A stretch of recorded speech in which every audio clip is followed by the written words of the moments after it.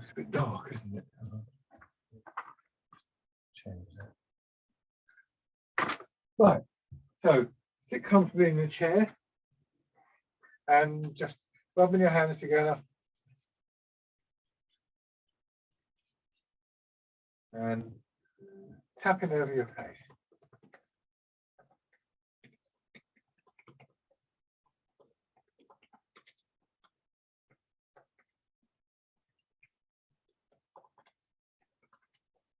Over your head and neck.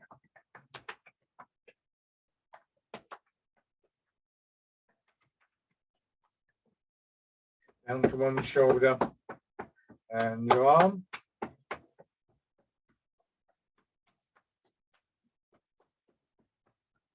The side.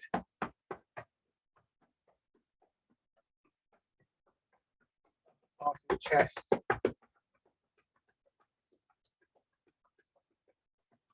Belly.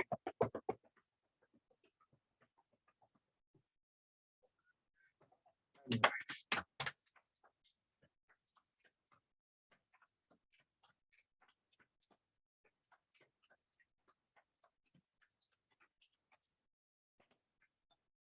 Okay.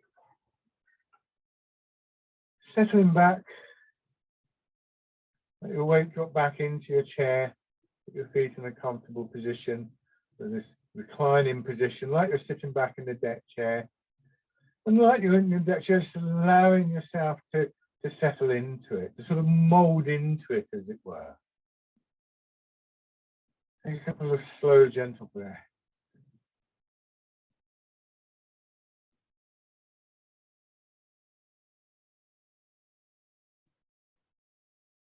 Looking for that feeling of releasing through lower back, hips and buttocks, through wherever you feel in your back, the top of the chair,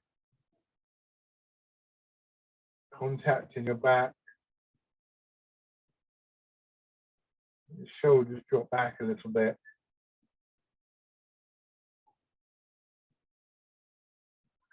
Just look for this lovely combination that's so characteristic of Tai Chi.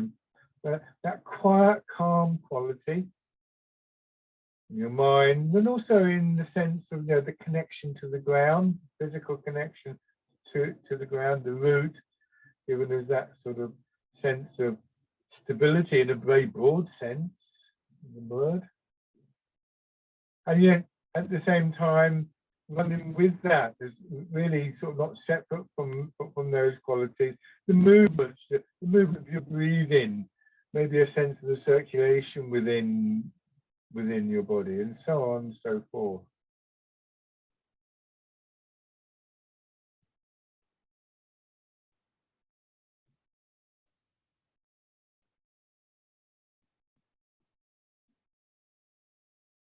Bring your feet in. One of the old Chinese classics has just a little bit in it. It was talking about stillness. And it says that stillness isn't the absence of movement, but is rather the balance of movement. So that anything that takes you to the right is balanced by what takes you to the left, and therefore you're kind of held between them. I think that's an interesting way of looking at this phrase that comes from the Tai Chi classics, which is that we should be still as a mountain and move like a great river. It's not be still as a mountain or move like a great river. The implication is that they're very much linked in. We can focus on one or the other, of course, but ultimately what we're trying to do is to feel both of them. It's also said in the classics that it should be first in the mind. So the first thing that we do really is attempt to quieten our attention, to draw our attention into our body, and to let the body settle. Quite often when we're shuffling around and a bit fidgety and so on and so forth, so there are physical and mental and emotional aspects to that. So if say you're waiting for somebody to arrive and you haven't seen them and you're quite excited about seeing them, you might find it difficult to sit down. You sit down, you stand up, oh, must do this, or when will they be here, kind of thing. that's not necessarily something wrong physically or something physically that's causing you the agitation, but it's something mentally that is having an impact on you physically. So first thing we try and do is to quieten our attention, to gather our attention in to our body. Not because we're trying to force the body into anything, but because we recognize this as an important first step. As our thoughts settle, just feeling our weight dropping in through our hips and through our feet, and we'll weight slightly forward, so about a third of your weight in your feet.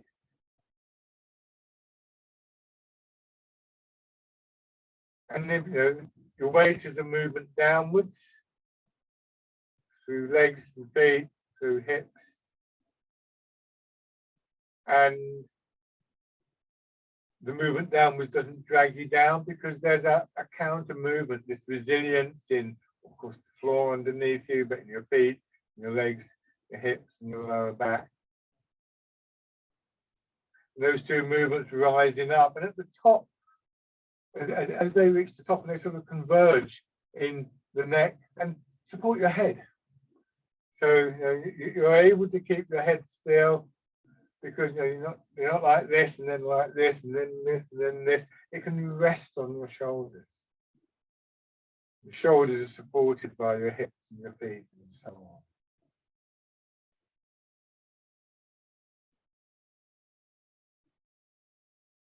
In the last couple of weeks, I've been mentioning what I've referred to as punctuation points.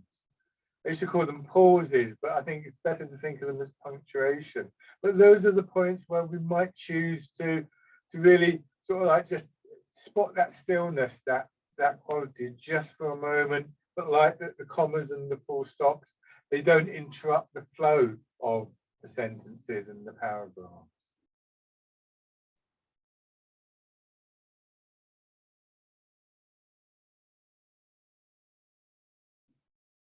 And just slowly turning your head.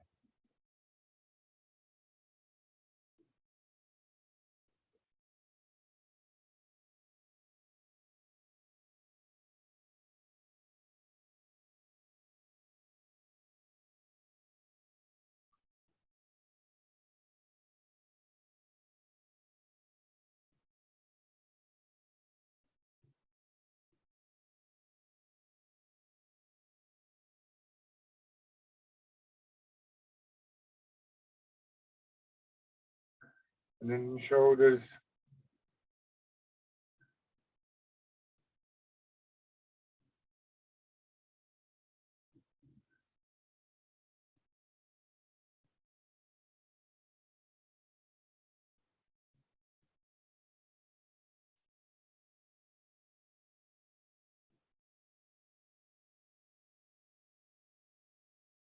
Then forwards.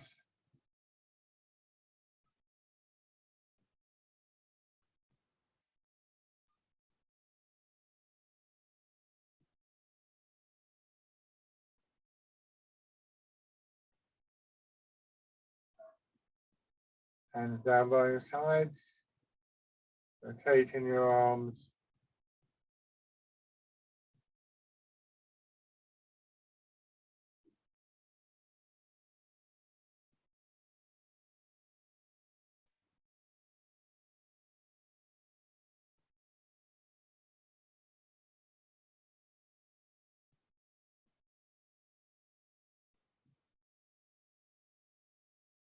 And then rotating all the way, winding around.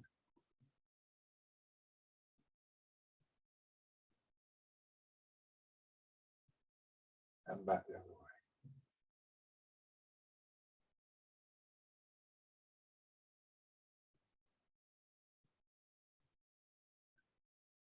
way. Easing forwards, feeling your weight pressing down gently through your feet, and then coming back, settling down into your hips.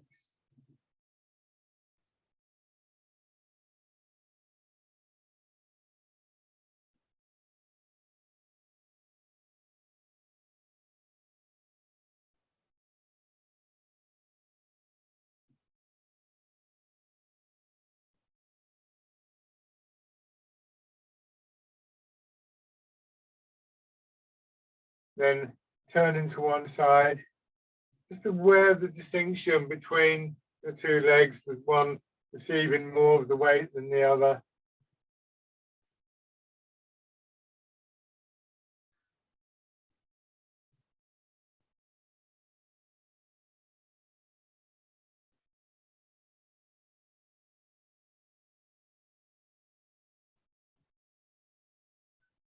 And in the other direction.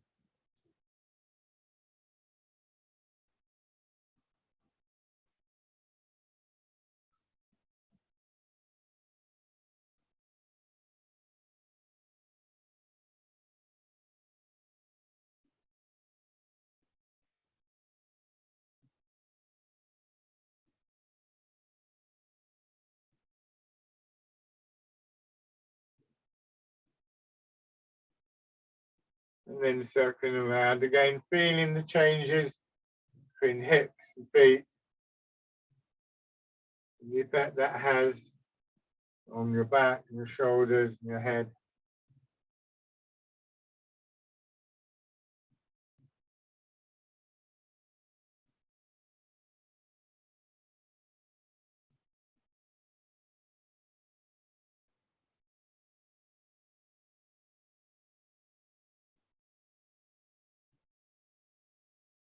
Back the other way.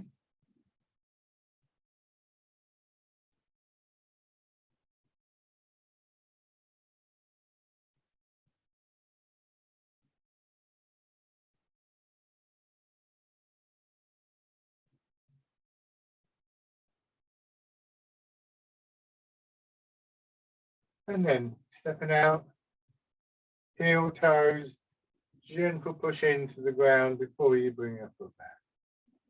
Don't strain your knee as you step out.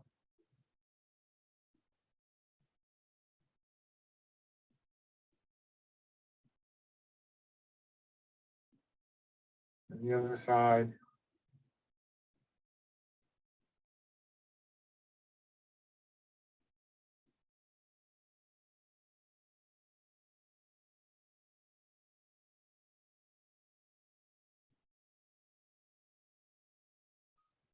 Good. So, hands down by your sides again, weight mostly back in your hips. Turn your hands palm forwards and rock forward. Bird folds its wings.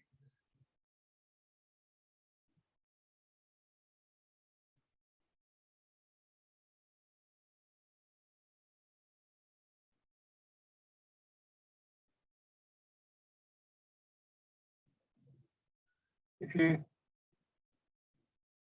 just let your hands fall into the pattern very smoothly, not overdoing the movement, then you'll find that you start to become a little bit more aware of the changes and the rhythms within your body that produce the movement.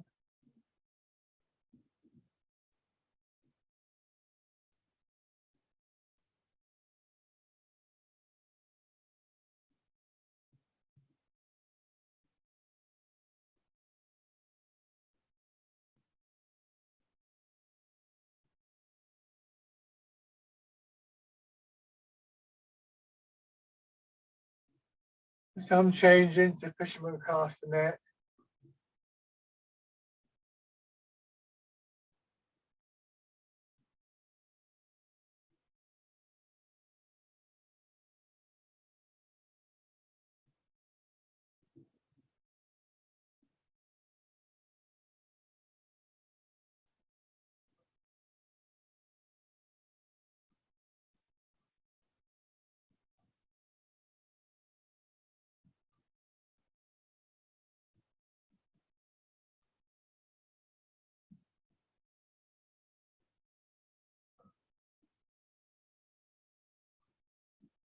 One more. And rolling the ball.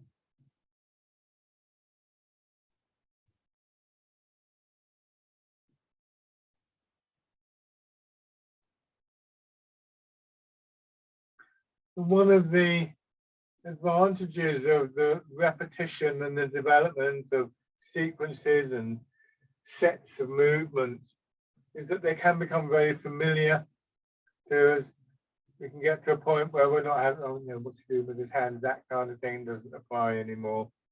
And so that awareness of qualities like the blending of stillness and movement, there's other things, are a bit more accessible to us because we've got the space to sort of consider them, to see how they're working, rather than thinking, oh, what's he doing with his hands now?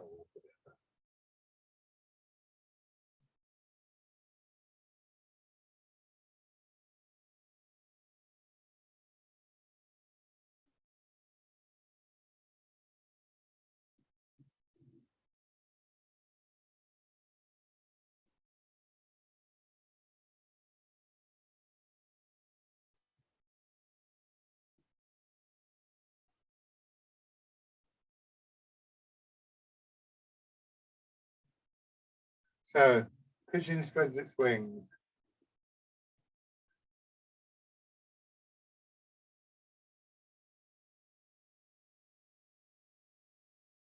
Chest opening and closing.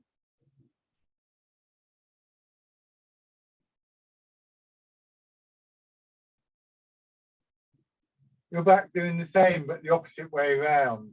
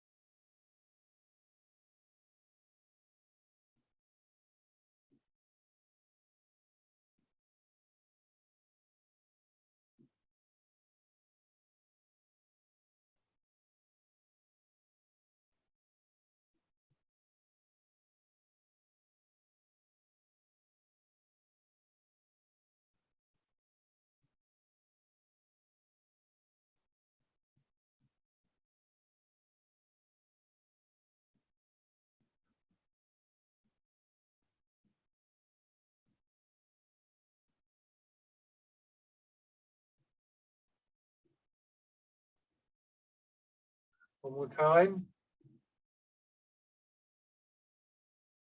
This time coming back, leaving your hands here sort of in line with your legs, but your elbows going out just a little bit, pushing away.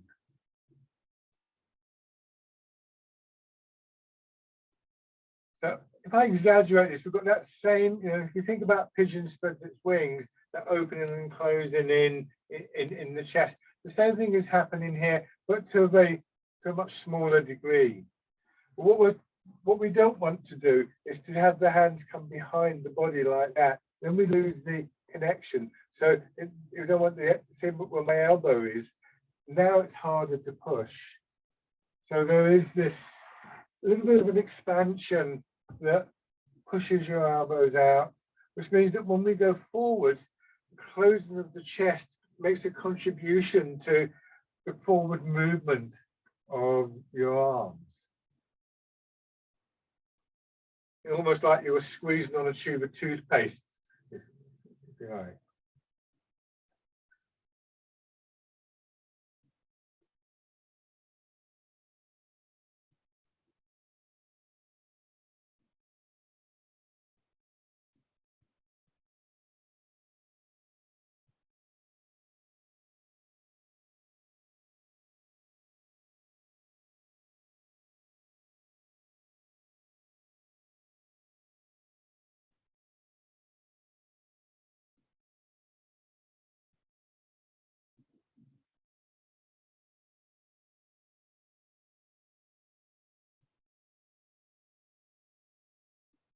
One more time.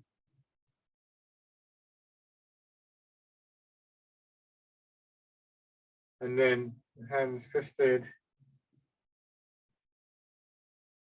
Here, again, you don't take your elbows behind. But a lot of the backward movement seems to be absorbed in this rotation of your arm, spiraling movement. And of course, when we go forwards, that is also released, like a spring being released.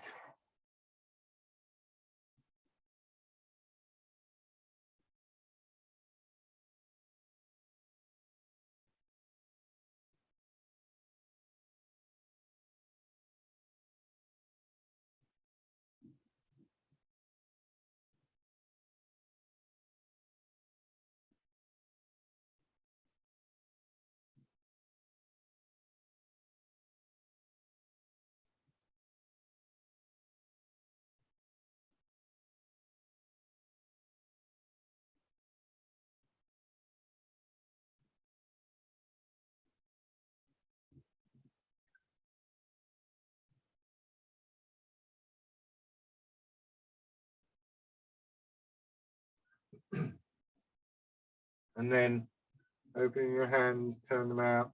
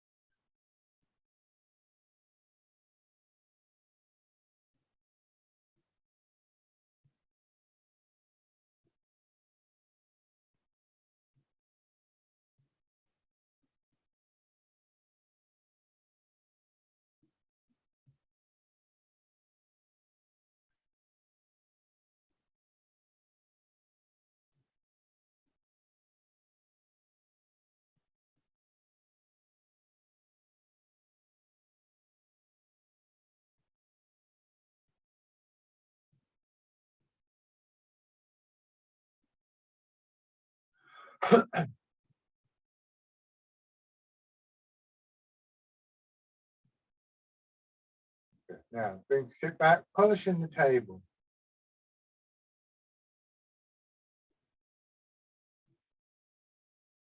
Really looking for that feeling of your hips dropping back, as though somebody was sitting behind you on the ground behind the chair. It grabbed hold of your belt as you went forwards. So you're very aware that even though it's not a big movement, there's a strong feeling of pulling back coming from your hips. And eventually, that pull back makes a significant contribution to coming back. It's not only your legs pushing you back, you get to a point where your back is extended out to a point where beyond which it would be uncomfortable. And at that point, you will come back. It's the awareness, that clarity, that stillness in your awareness that enables you to recognize that.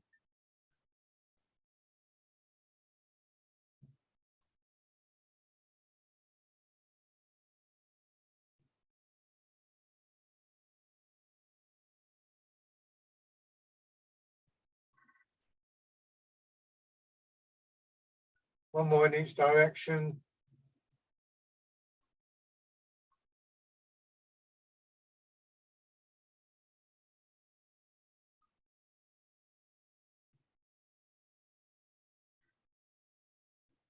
Good. Now, turn your hand, palm up and pushing up and pressing. Back lengthening and contracting. That lengthening, expanding up through your body, pushing your head and your shoulders up a little bit. And that movement, drawing your hands up. By shoulders up, I don't mean this, by the way. I don't mean your shoulders do this. When the whole body, exaggerate there. It shouldn't be that much. It's more felt than seen.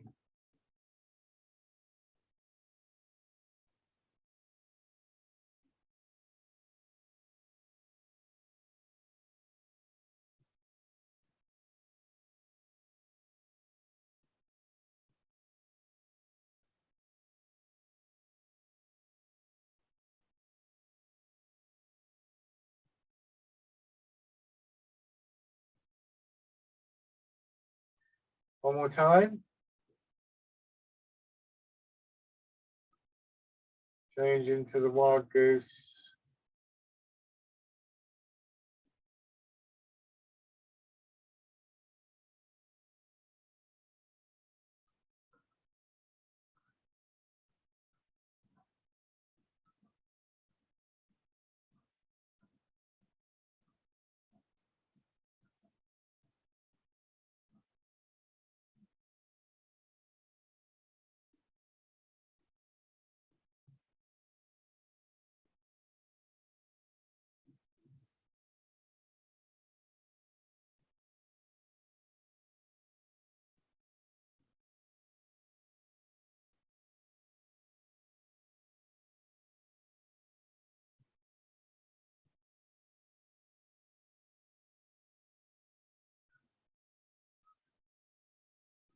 One more.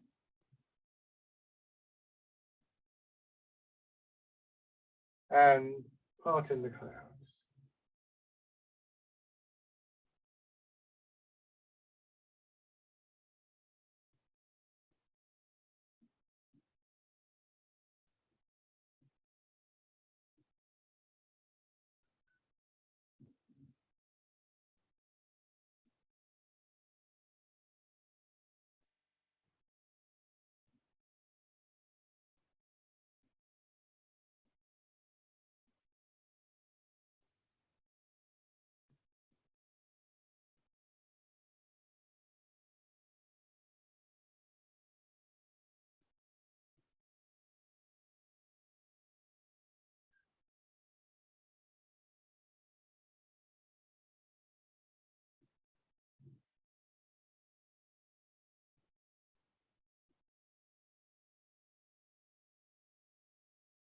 Now, dragon plucks the stars from the sky. This time the expansion just working through one side of your body.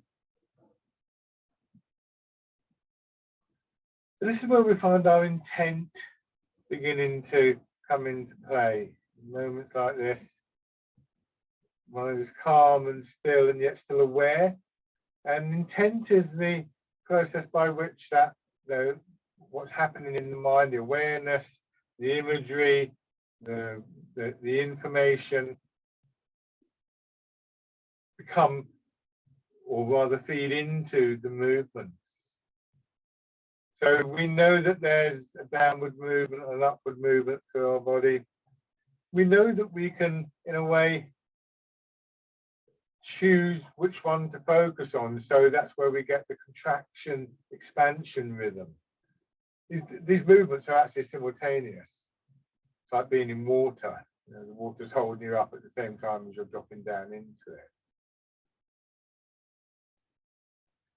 Now what we're doing is we have the intent to focus on that expansion and contraction alternately between the sides.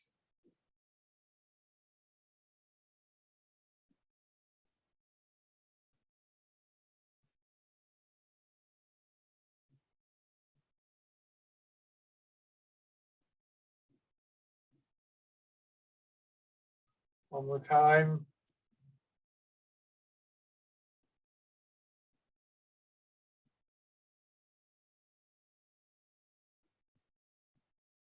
And then both hands together.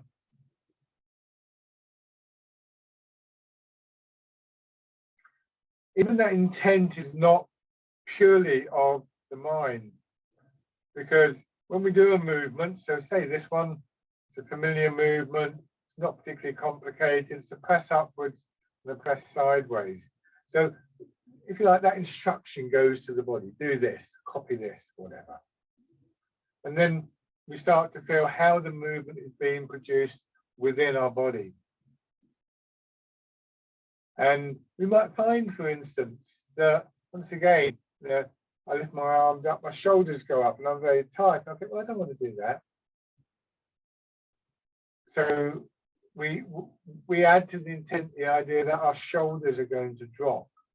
We may use an image like somebody pressing down on our shoulders, or it may just be that we can focus on that expansion through the body and not have to work quite so hard in our shoulders to produce the movement.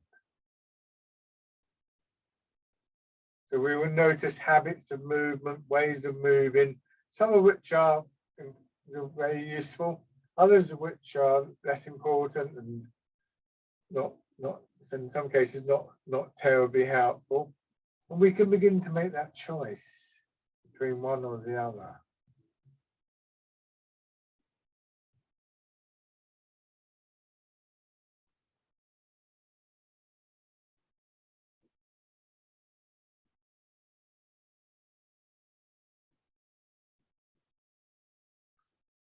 So this time changing.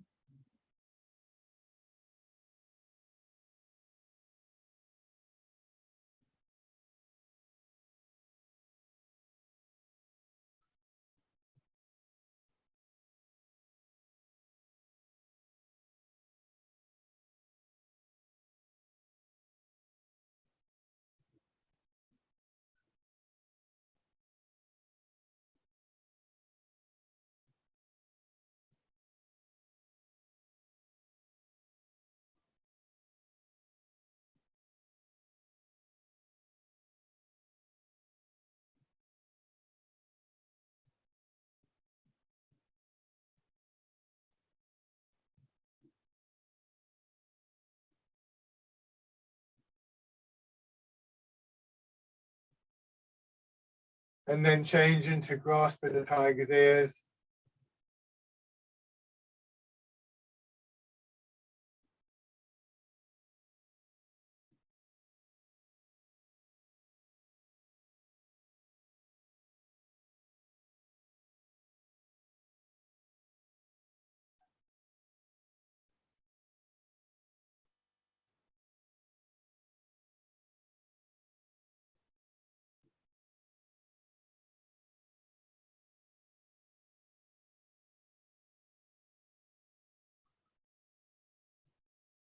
And then on the other side.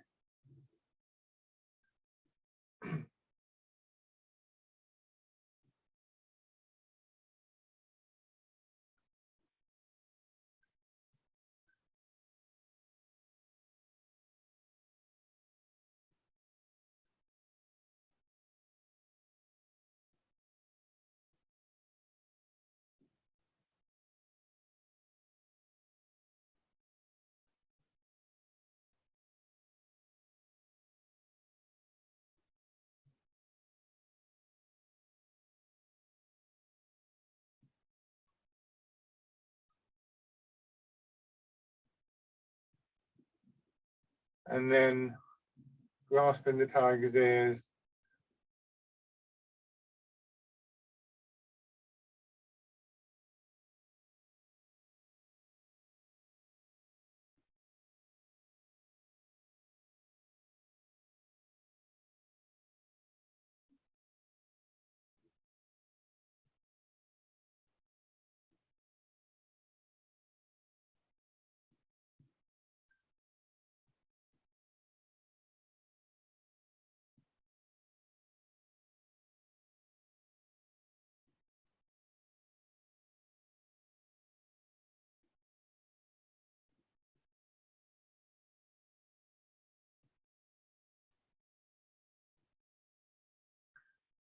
Bring your feet down. Rubbing your hands together.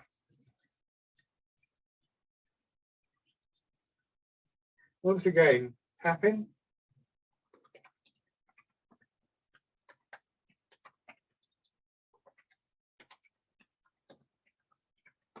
Over your head and neck.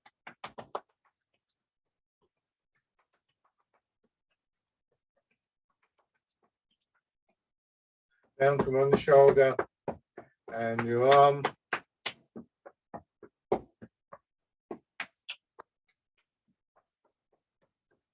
The other side.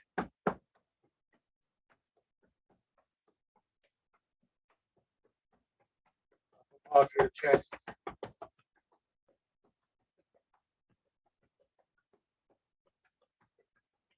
Belly.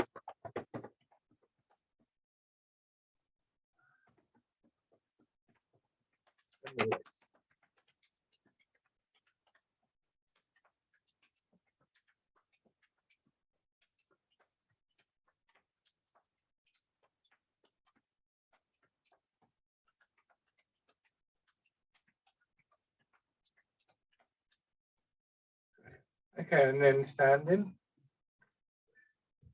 Oh, sorry. Oh, okay. I forgot to do the leg thing. I do beg your pardon. Just pumping your legs up and down. Then push up and down. And it's a nice little exercise just to get your legs working, going around in a circle, working your hip a little bit. And back the other way.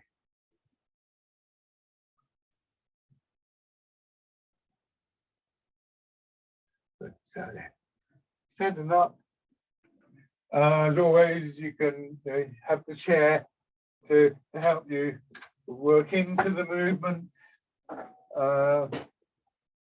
It's not necessarily a sort of like it's not meant to be a prop like a walking stick or something like that. It's just a tool that we can use. I've moved mine out the way so that it's not going to interfere with the view. The weight slightly forwards. Hips dropping back. I have in any case got a wall here, so if I feel I need to support myself while I'm, say for instance, you can go try and get the hips to drop. Sometimes it's nice just to have that support. Then you can focus on say, for instance, letting go in your lower back, and when you feel you've got the stability, you take your hand away. So yeah, hips dropping back. Roughly speaking, the alignment that you're looking for is your knees in line with the balls of your feet, not extending over your toes, and hips and shoulders and lower back and buttocks sort of above your ankle and your heel. So this feeling of overhanging still there. And that's something that I sort of like touched on in the chair. It's very hard to feel it in the chair. So if you could feel that sort of downward pull through that lower back area in the chair, it should be very, very nicely clear to you at the moment in the standing. Sinking your hips down and pushing up. Sinking down and pushing up. Expanding, contracting, hands cradling the ball.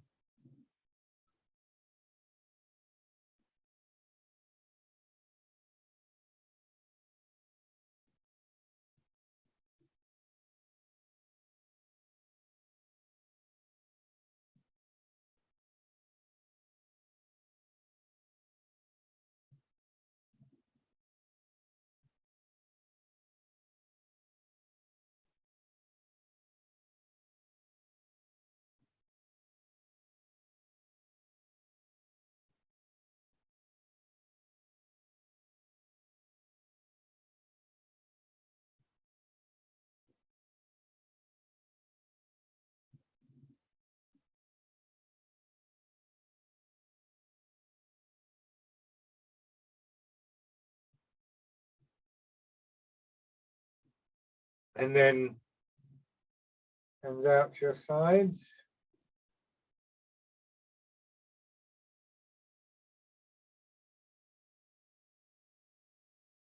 Wild goose again.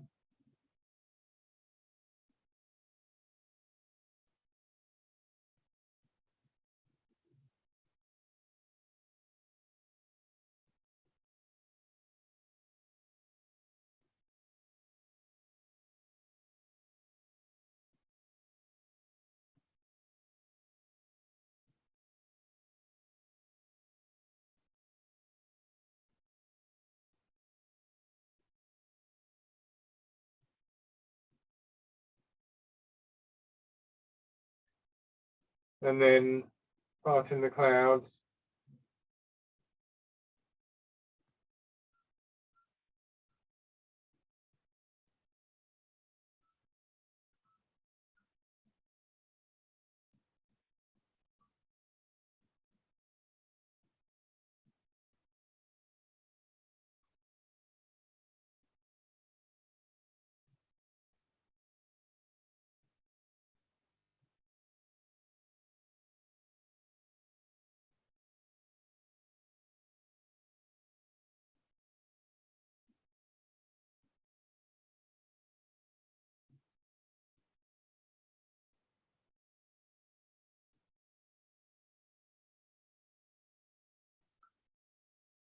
Good. 1 foot forwards. Transferring and settling your weight into each foot alternately. Maintaining as much as you can your upright posture. So, right, one of these poles, for instance, here. Right, if I stand like this, you see the pole is sort of got my centre line. When I take a step forward and I do this, I want to maintain that. I don't want to, for instance, be here, because then that happens, or yeah, here. So you can, if you can imagine that centre line, that can be helpful. I know there are exceptions to that, and I've talked about that, but in this basic exercise, it's not significant. Raising your toes and your heel.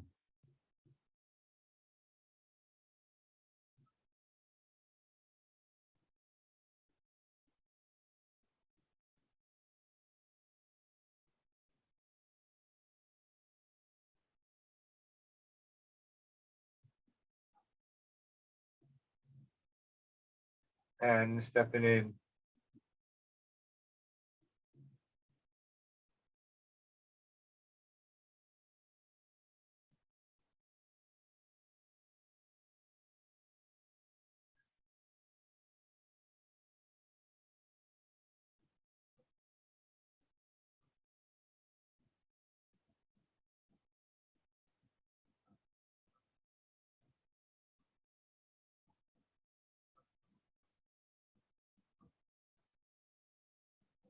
And then on the other side.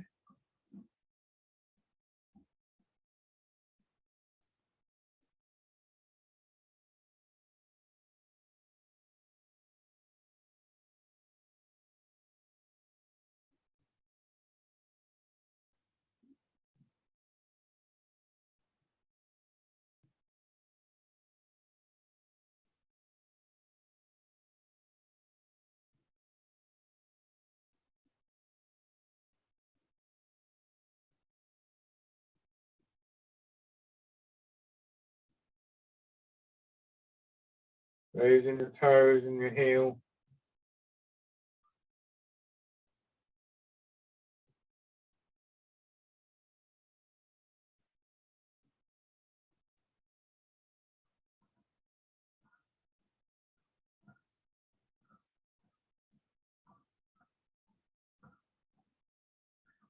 And stepping in.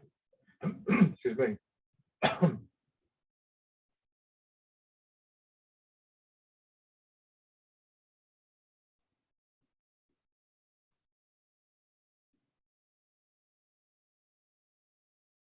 And stepping through.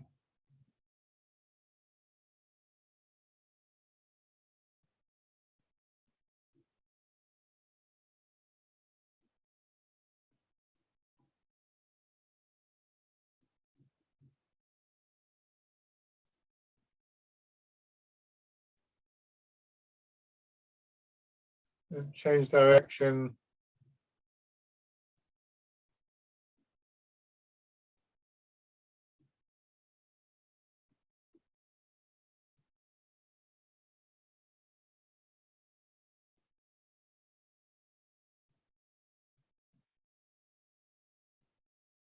And again, bringing your feet out. Give your legs a shake. On that subject of remaining upright, by the way, the time when we're most likely to lose that, I often feel, is when we're bringing the arms into the movement. So our attention shifts too much to what's happening in the upper part of the body. So you can find yourself doing this or overextending there in an effort to make more of the arms than they need to. This also happens when we turn. So if I do, say, wind blows the willows, I come back, and if you see, I'm turning and maintaining that upright stance. I'm turning around the center line. But what we can often do is we go to, and we're leaning over. So it's quite challenging to maintain that sense of the whole body moving and that alignment when we do those movements. Just be aware that it is an issue. So let's start with fisherman cast a net.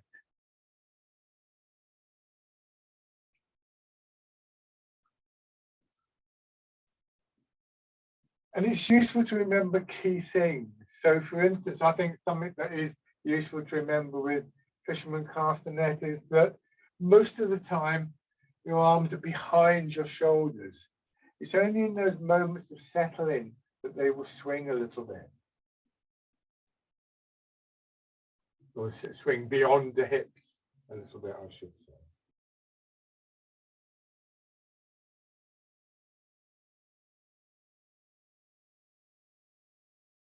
Just imagine your fingers are trailing in water, and so you're pulling them along.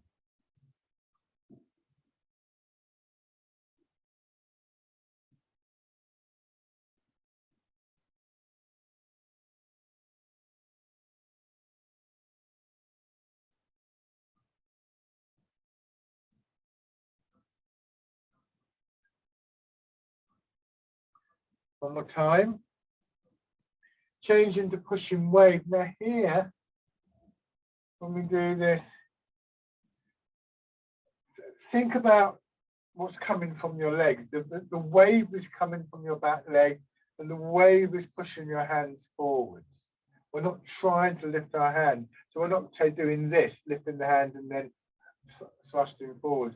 This movement is a very smooth movement. It's the shape of the arm curving upwards that causes the hands to rise as they get pushed away from your body.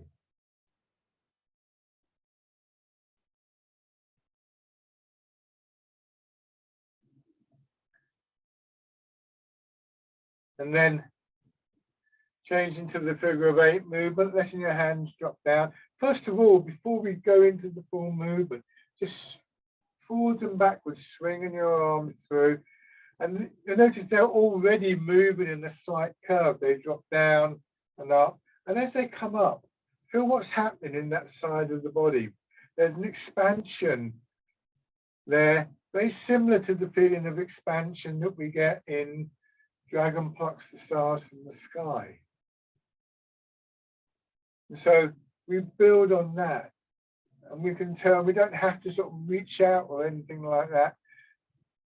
And so understanding and being aware of that dynamic within the body, those small movements that we begin to notice through the stillness of the mind. When the mind is calm and still, it will see more. You know, imagine if you're sort of like dashing around and, you know, pop into the shops and so on and so forth, and somebody says to you, did you see such and such? And you think, no, I didn't notice that. I was too busy to notice. And that's quite a telling thing. So the stillness leads to an awareness of how the movements are produced. And when we've got a better sense of that, we begin to appreciate the technical side of the postures more. Like remaining upright. We think, well, you know, if we're making an effort with the arms and I do this, you can see I'm leaning over. I'm thinking, right, I sink down, I expand the arms, follow the movement. I don't need to do that.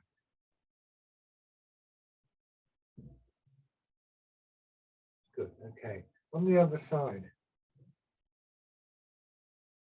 So when we talk about the whole body in movement, we're not just saying, oh, well, you know, kind of you push with the legs and your arms move forward. That is certainly a part of it.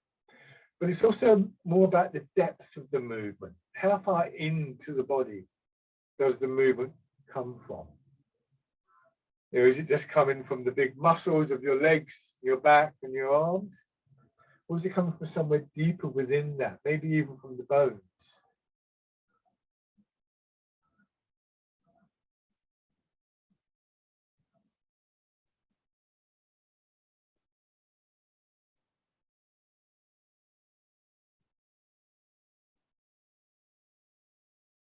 Pushing away.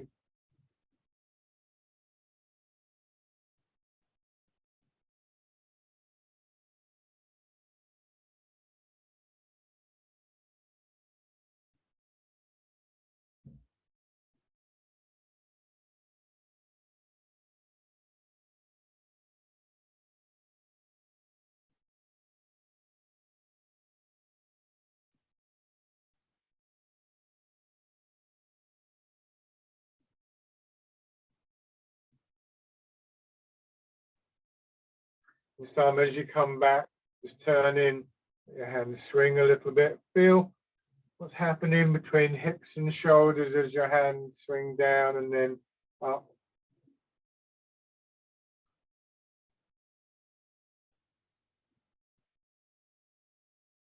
Let that build into the figure of 8 movement, or the infinity sign if you prefer that. Being aware of what's happening through your back and your spine, and your ribs, wherever else you can just shine the light of your awareness within your body.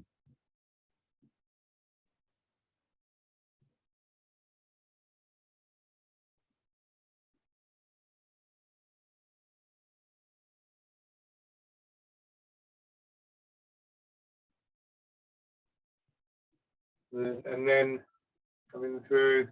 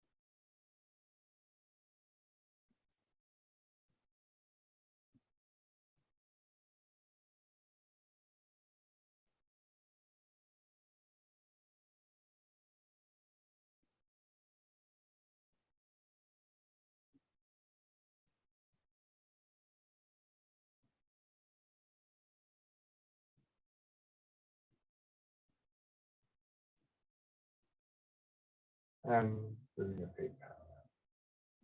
Give your legs a little shake.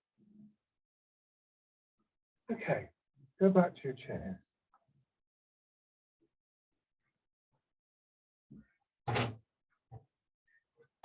I'm going to turn my chair sideways.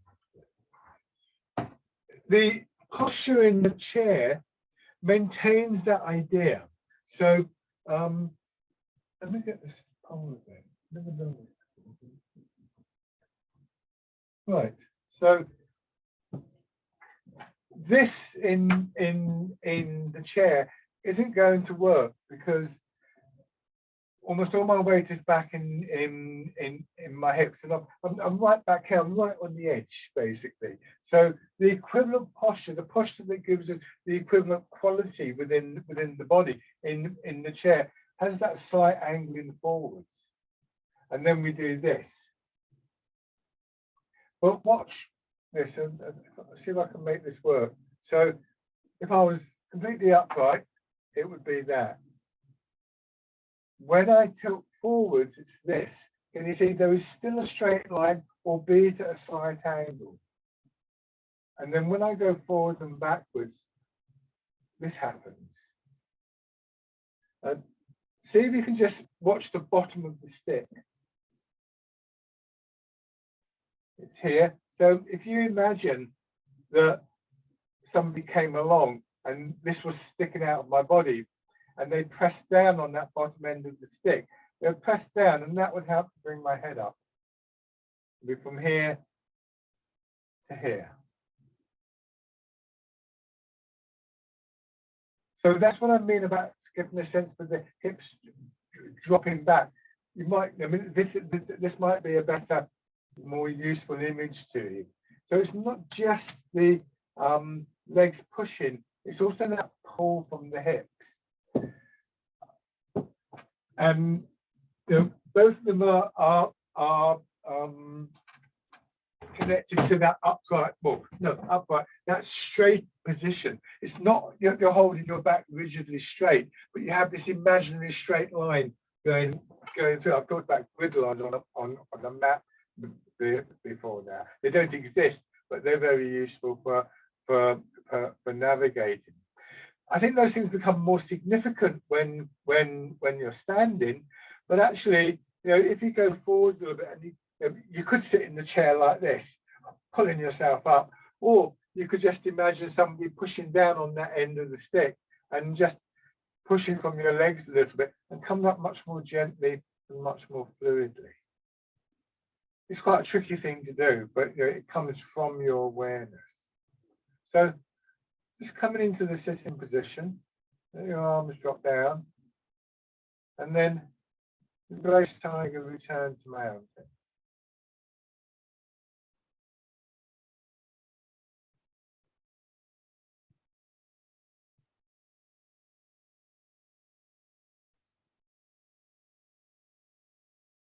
Another thing to consider is that if that movement downwards in my hips can bring my head and my shoulders up, there's a very clear physical connection there. But the dropping of our hips can also be related to our arms rising up.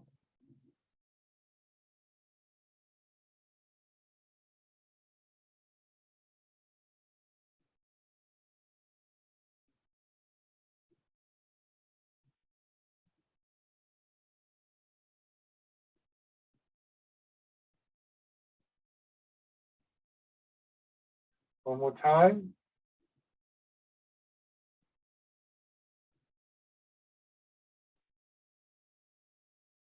And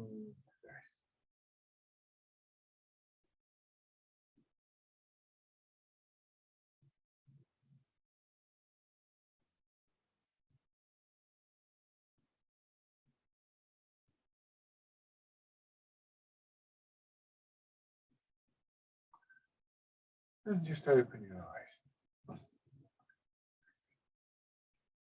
Lovely, thank you very much. I'll come back to that thing about, you know, the line through the body and so on, and at some other point. I think it's worth considering.